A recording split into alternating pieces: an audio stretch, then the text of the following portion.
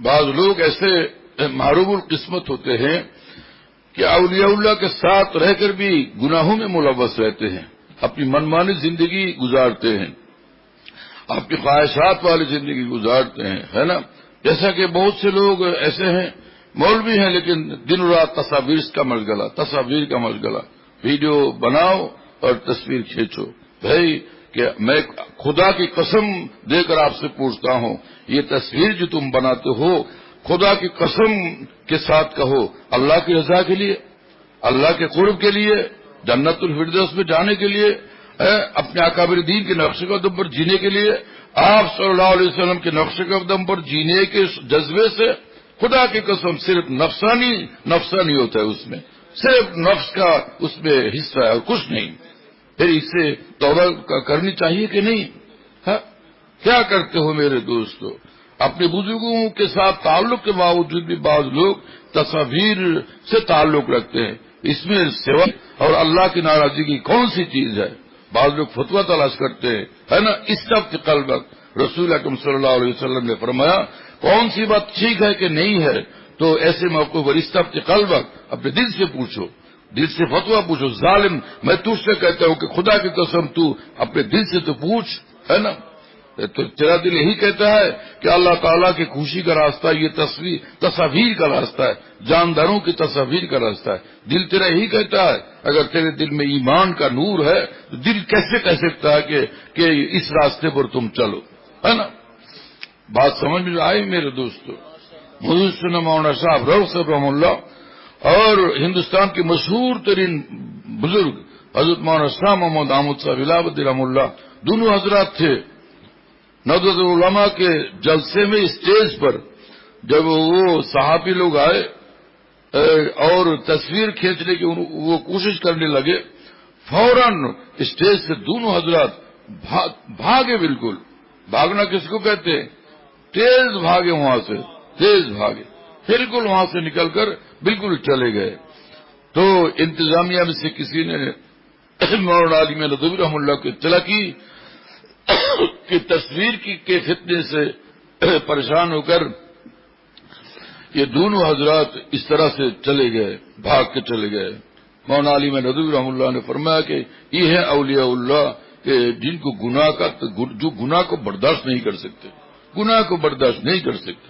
ہاں، دارالدیوبند کے مشہور ترین عالم دین اور اپنے بزرگوں کا نمونہ، اپنے بزرگوں کا نمونہ، اور باقیات السلف حضرت مولانا شیخ الحدیث مولانا ذکر رحمۃ اللہ علیہ کے مشہور ترین اور معزز ترین اور بہت اونچے درجے کے خلیفہ، ہے نا؟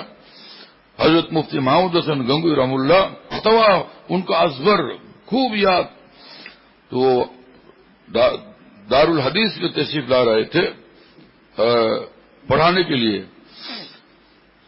تو کسی نے اوپر سے دور سے کہیں سے تصویر لے لی، ان کے ساتھ تھے مولانا مفتی ابراہیم صاحب افریقی۔ تو انہوں نے کہا کہ حضرت والا کسی نے آپ کی تفسیر لے لی ہے، تفسیر کھینچی ہے، یہ ایک بجلی چمک جاتی ہے اس وقت، اسی سے ان کو پتہ چلا۔ فرمایا کہ یہی ٹھہر جاؤ، وہ کیا کہتے ہیں اس کو، وہیل چیئر پر تھے، فرمایا کہ یہیں رک جاؤ، بہت شدید غمزدہ، فرمایا کہ اعلان کرو جس نے یہ کام کیا ہے وہ تصویر کو ڈیلیٹ کر دے، نہیں تو میں ابھی بد دعا کروں گا۔ اتنے بڑے مفتی اعظم دارالدیوبند کے اور اتنے زبردست عالم دین فقیہ اور اتنے بڑے عارف باللہ، وہ جس کام کے لیے بد دعا کرتے ہیں تو وہ آپ کو بھاتا ہے اور آپ کو اچھا لگتا ہے، اور فتویٰ طلبی میں مصروف ہوتے ہیں کہ اپنے نفس کی خواہشات اور جذبات کو پورا کرنے کے لیے، یا کہ اللہ اور محمد رسول اللہ صلی اللہ علیہ وسلم کے پسند اور مرضیات کو پورا کرنے کے لیے۔ اپنے دل سے پوچھو میرے دوستو، بات سمجھ میں آئی؟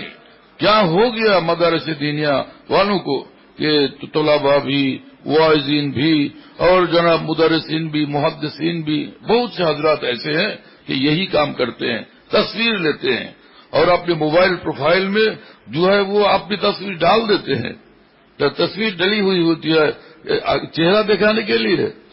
لا حول ولا قوت الا باللہ. کیا جہالت کی باتیں ہیں. موبائل پروفائل کے اندر اپنی صورت ڈالنا، تصویر ڈالنا، اس کے کیا معنی ہے نا؟ شہرت ہے. آپ شہرت پسندی ہے تو یہ کیا ہے کہ جہاں اللہ کے لیے اپنے آپ کو بچانا چاہیے، فنا کرنا چاہیے میرے دوستو، وہاں یہ شہرت پسندی کر رہے ہیں. کوئی تو یوٹیوب میں آ رہے ہیں ہے نا کہ دنیا مجھے جانے. ارے دنیا مجھے جانے سے کیا فائدہ ہوگا؟ خدا مجھے جانے، میرا مولا مجھے جانے. دنیا جانے تو اس سے کیا فائدہ ہے میرے دوستو؟ خدا کی قسم اس میں کچھ بھی فائدہ نہیں. بلکہ اگر ایسا شوق ہو، جذبہ ہو، یقیناً وہ مضر ہے، مہلک ہے. یقیناً وہ مضر ہے اور مہلک ہے. جب بات سمجھ میں آتی ہے میری، ہاں، کوئی صاحب ہو، کوئی عالم دین ہو، میری ان باتوں کا مقابلہ تو کرے.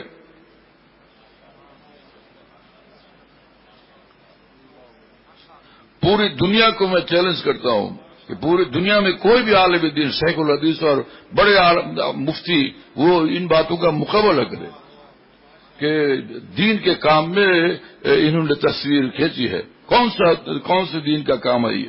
دن رات وہ تصویر لے رہے ہیں، کھینچ رہے ہیں. ایک آدمی کھا رہا ہے، تصویر لے رہے ہیں. اس میں کون سے دین کا کام ہے نا؟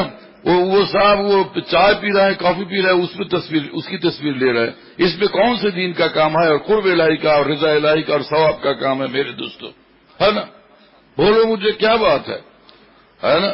اگر یہ تصاویر کے اشتہارات کے ذریعے سے، انتشارات کے ذریعے سے اگر دین زندہ ہوتا ہے تو اپنے اکابر دین جتنے گزرے ہیں تو وہ اس زمانے میں دین کیا کم زندہ ہوا ہمارے اس زمانے سے؟ اپنے اسلاف امت اکابر دین کے زمانے میں دین کم زندہ ہوا تھا ہمارے زمانے سے. اور آپ جو تصویر کا اہتمام کرتے ہیں، آپ کے ذریعے سے جتنا دین زندہ ہوا، جو حضرات تصویر کے خلاف تھے اور تصویر نہیں کھینچتے تھے، کھینچواتے تھے، ان کے ذریعے سے دین آپ کی بنسبت کم زندہ ہوا. آپ سوچیں ذرا. جس پر اللہ کی رحمت نہ برستی ہو، جس کے لیے اللہ کی رحمت نہ برستی ہو، اللہ کا کرم کا نہ نزول ہوتا ہو، اور اللہ کی رحمت و نصرت جس کا نہ ساتھ دیتا ہو، وہ دین کا کام کیا کرے؟ اور ان کے دین کے کام میں ان کو کامیابی کیسے حاصل ہو؟ میرے شیخ رحمہ اللہ کا حضرت کی یہ تحریر میں نے خود پڑھی ہے کہ جو میرے خلفاء ہیں اگر وہ جاندار کی تصویر لیتے ہیں تو ان کی خلافت منسوخ سمجھی جائے گی. لہذا کوئی خلیفہ جو اگر خلیفہ ہے اور وہ یہ تصویر لیتا ہے تو تصویر کھینچتا ہے یا کھینچواتا ہے تو پھر وہ حضرت والا کا خلیفہ بالکل نہیں ہے. حضرت والا رحم اللہ عالم دین تھے اور نائب رسول تھے، ہے نا، اور اپنے اکابر دین اور اسلاف امت کے سچے متبع تھے. یہ ان کا تعارف تھا کہ اسلاف و اکابر دین کے سچے متبع تھے. لہذا ان کی خلاف ورزی کر کے پھر اپنے آپ کو خلیفہ سمجھنا اور بابرکت سمجھنا اور طریق حق پر سمجھنا اور طریق اکابر سمجھنا، یہ تو بالکل جہالت کی بات ہے. بات سمجھ میں آئی میرے دوستو؟ اولیاء اللہ کی ارواح سے بھی نہیں ٹکرانا چاہیے.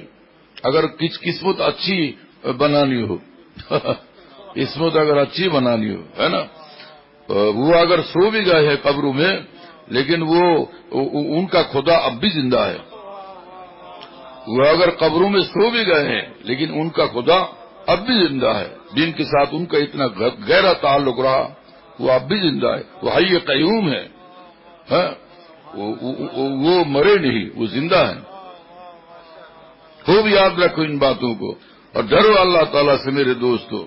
ہم سب ڈرے.